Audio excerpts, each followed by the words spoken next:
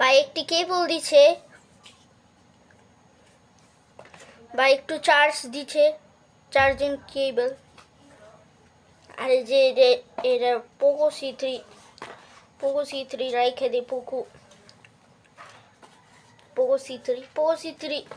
C3 এই যে আসলে আনবক্সিং করা, কিন্তু এটা আমার ছবি দেখা গেছে আমি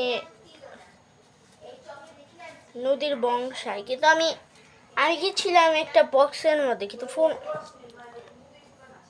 কিন্তু বক্সের মধ্যে একটা ছিল ফোনের কেবল, USB কেবল,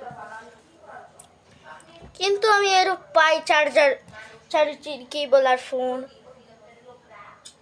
পোকো C3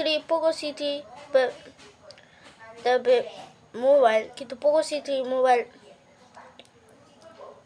এটা চলে, কিন্তু এটা পোকো,